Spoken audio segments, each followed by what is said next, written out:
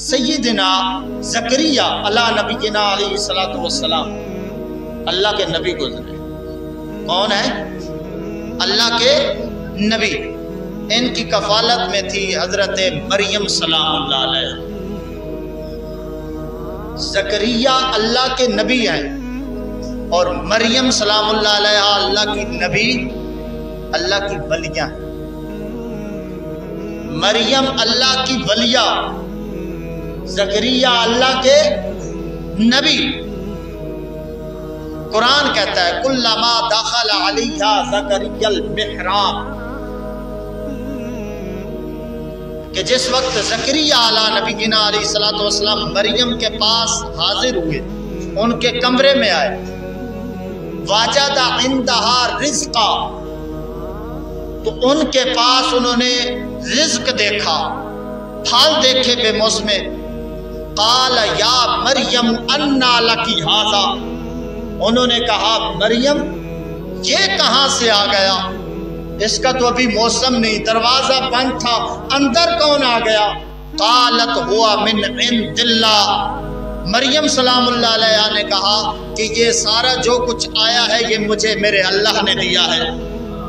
ان اللہ یرزق من یشاء بغیر حساب، اور اللہ جس سے چاہتا ہے بغیر حساب کے رزق عطا فرماتا ہے. بات یہ بتانے لگا ہوں، آگے دیکھیے.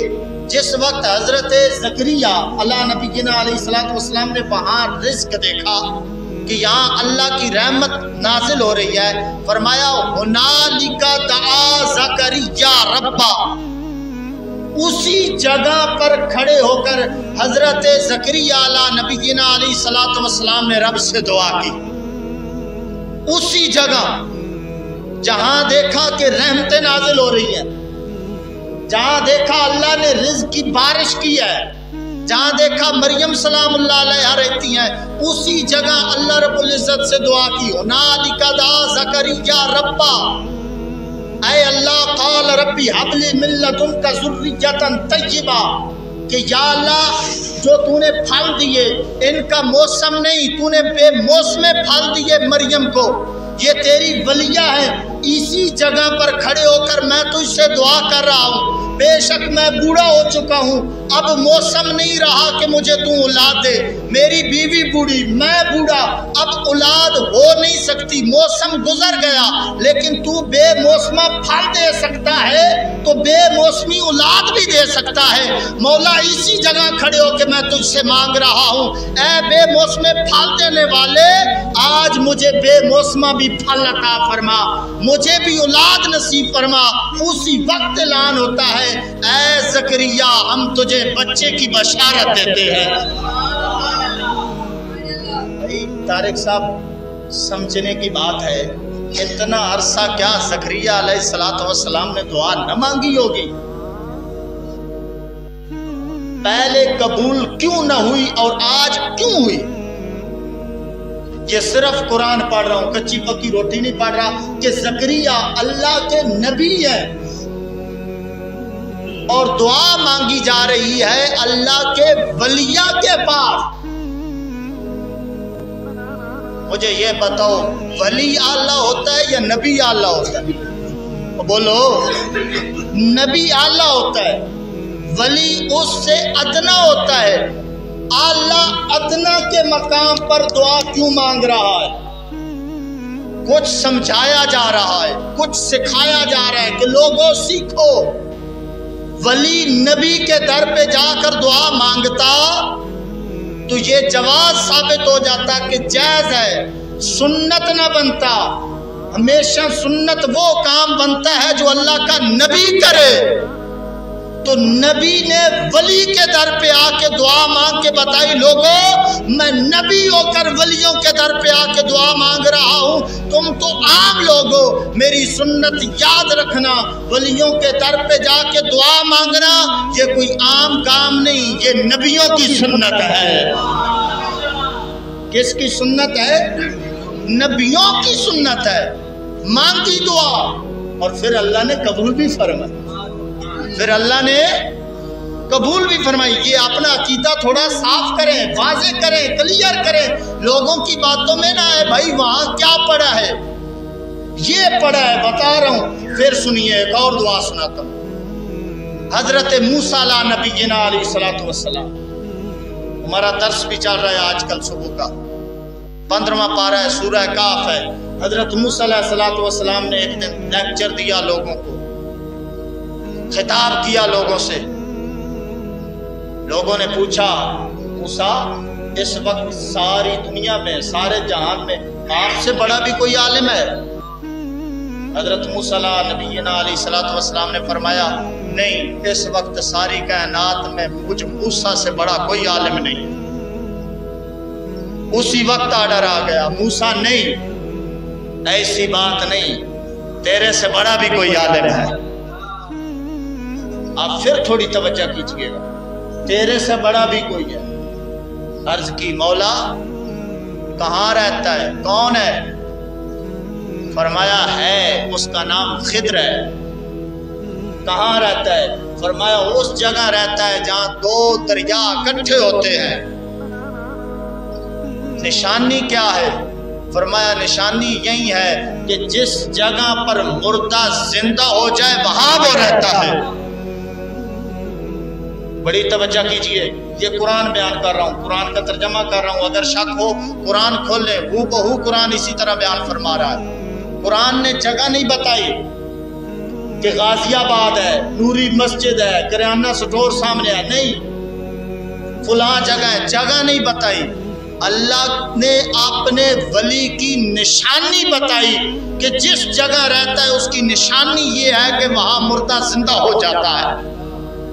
گویا واقعہ ایک ہی ہے، سمجھایا بہت کچھ جا رہا ہے کہ جہاں پر میرے ولی رہتے ہوں ان کی نشانی یہ ہے کہ وہاں مردے زندہ ہو جاتے ہیں،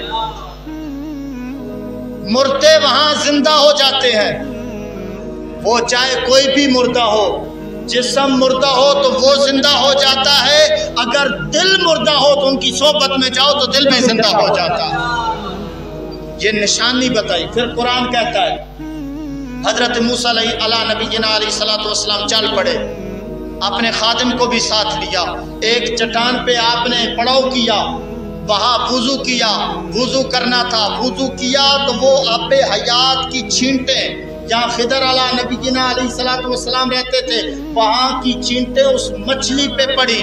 مچھلی پہ جب وہ چھینٹیں پڑی تو مجھے یہ بتاؤ وہ مچھلی زندہ لے کے گئے تھے یا مردہ لے کے گئے تھے؟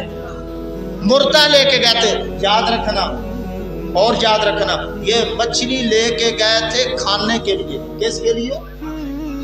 کس کے لیے؟ اچھا، جو کھانے کے لیے مچھلی لائی جائے یا بندہ ساتھ لے جائے تو مجھے یہ بتاؤ اس کو پکاتا ہے یا نہیں پکاتا؟